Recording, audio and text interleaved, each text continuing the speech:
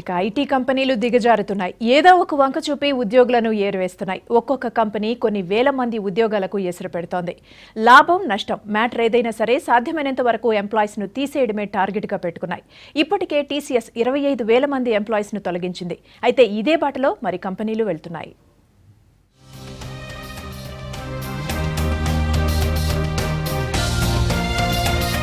IT employees కి bad time నడుస్తోంది. Famous కంపెనీలన్నీ వరుసబెట్టి ఉద్యోగులను తగ్గించుకునే ప్రయత్నం చేస్తున్నాయి. లాస్ ఆర్ లాభం మ్యాటర్ ఏదైనా సరే ఎంప్లాయీస్ ను తీసేయడమే పనిగా పెట్టుకున్నాయి ఐటీ కంపెనీలు.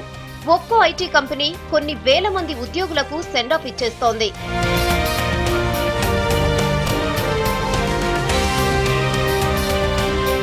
వరల్డ్ వైడ్ గా ఐటీ ఉద్యోగుల మెడపై కత్తి వేలాడుతోంది.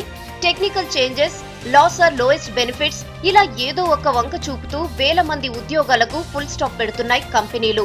ఇండియా దిగ్గజం టీసీఎస్ ఇప్పటికే 25,000 మంది ఉద్యోగులకు ఎసురు పెట్టినట్టు తెలుస్తోంది.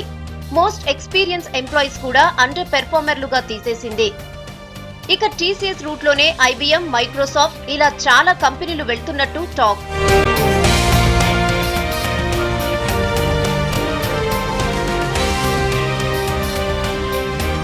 ప్రపంచవ్యాప్తంగా 4,31,212 మంది ఐబీఎం ఎంప్లాయీస్ ఉన్నారు. వీరిలో 26% అంటే 1,18,000 మంది ఉద్యోగులను తీసేసేందుకు గ్రౌండ్ ప్రిపేర్ చేస్తోందట ఐబీఎం. తొలగించే వాళ్ల లిస్ట్ లో ఇండియన్ ఎంప్లాయీస్ ఎక్కువ మంది ఉన్నట్టు తెలుస్తోంది.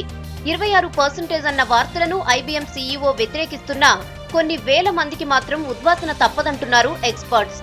ఇక మైక్రోసాఫ్ట్ అయితే కొత్త ఓఎస్ ను రిలీజ్ చేసేందుకు రెడీ అవుతోంది.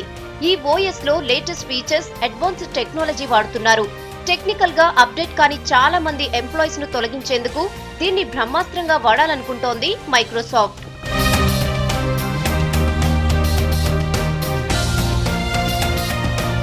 మొబిలిటీ, క్లౌడ్ కంప్యూటింగ్, అనలిటిక్స్ ప్రస్తుతానికి ఐటీ కంపెనీలు జపిస్తున్న పేర్లవి. మొబిలిటీ అంటే పూర్తిగా మొబైల్ సాఫ్ట్వేర్ సర్వీస్లకు సంబంధించింది. వీటిలో కొన్ని సాఫ్ట్వేర్స్, యాప్స్ ను కాంట్రాక్ట్ ఉద్యోగులతో తయారు చేయించడం కానీ, ఫ్రీలాన్స్ ప్రొఫెషనల్స్ మేక్ చేసిన వాటిని పర్చేస్ చేయడం కానీ చేస్తున్నాయి. దీనికి పెద్దగా ఎంప్లాయీస్ అవసరం ఉండరు. ఇకపోతే క్లౌడ్ కంప్యూటింగ్ అండ్ అనలిటిక్స్ ఇవి కూడా అవుట్ స్టోరింగ్, ఫ్రీలాన్స్ ప్రొఫెషనల్స్ పైనే ఆధారపడి ఉంటాయి.